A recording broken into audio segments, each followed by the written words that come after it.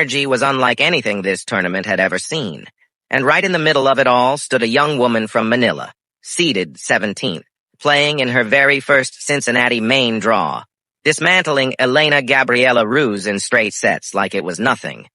Nobody predicted this ending, but maybe they should have.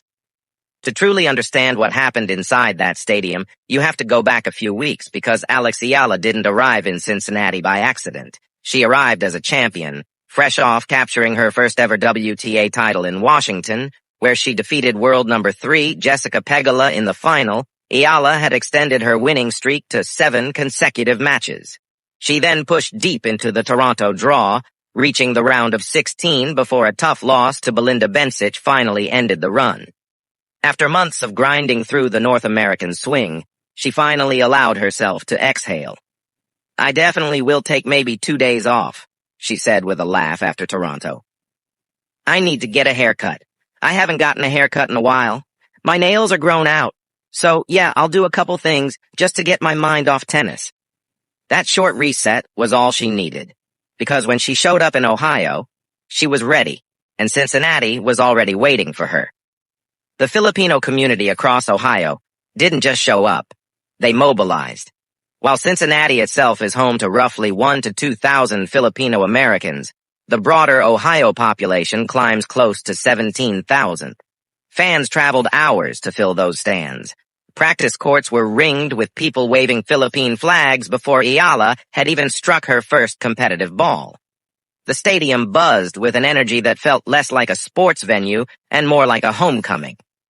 Barangay Cincinnati had officially opened its doors, and for Eala, stepping into that atmosphere carried a meaning that went far beyond the match result.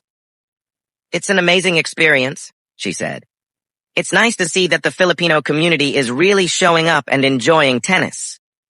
She spoke about wanting the support to help grow the sport, to give fans something new, something joyful, something worth following. She was giving them all of that and more. But beyond the celebration, there was a match to win, and her opponent was no pushover. Elena Gabriela Ruse had history with Eala, and that history wasn't flattering. Their one previous meeting came in the 2024 U.S. Open qualifying rounds, where the Romanian veteran outlasted Eala in a brutal 3-set battle. Ruse was experienced, disciplined, and dangerous. She knew how to extend rallies past the point of comfort, how to disrupt rhythm, and how to make a rising star second-guess herself in the biggest moments. She had just beaten a veteran opponent in the first round and arrived in the second with full confidence. Eala knew exactly what she was walking into. "They can maybe relax a bit," she told the crowd with a smile, "because they will see me on court very soon." It was playful. It was confident. But behind that smile was a player who understood the challenge completely. Ruse wasn't coming to lose gracefully. She was coming to win. What she didn't account for was just how much Eala had grown. The player who stepped onto the court in Cincinnati was not the same one who had battled through qualifying rounds 12 months earlier. This version of Alex Eala was a WTA champion, a top 20 player, a competitor who had already beaten world-class opposition under enormous pressure and come out stronger on the other side. From the opening game, that difference was visible. Ruse came out aggressive, holding serve early and immediately testing Eala's backhand. The first few games were measured, both players studying each other, probing for weaknesses, refusing to blink. But as the rally count climbed and the crowd grew louder, Eala began to settle into something dangerous. Her rhythm arrived in the fourth game, a whipping forehand down the line, then a precise backhand cross-court. Suddenly Ruse was scrambling. The break came. Eala's fist pump ignited the crowd. The momentum had turned, and it wasn't turning back. Through the remainder of the first set, the match played out like a baseline chess match, neither player surrendering cheap points, both grinding through extended rallies. But Eala's efficiency began to tilt the balance. She landed nearly 70% of her first serves and won over 71% of those points, keeping herself composed when the rallies stretched long. When her second break opportunity of the set arrived, she didn't hesitate. She took it, protected the lead, and closed out the opening set 6-3. Ruse refused to fold. The second set was tighter, sharper, and more physical. The Romanian raised her level, Her serve carried more authority. Her returns arrived with more pace, and suddenly Eala found herself trailing 4-5 with a deciding set looming. This was the moment. Instead of forcing it, she trusted herself.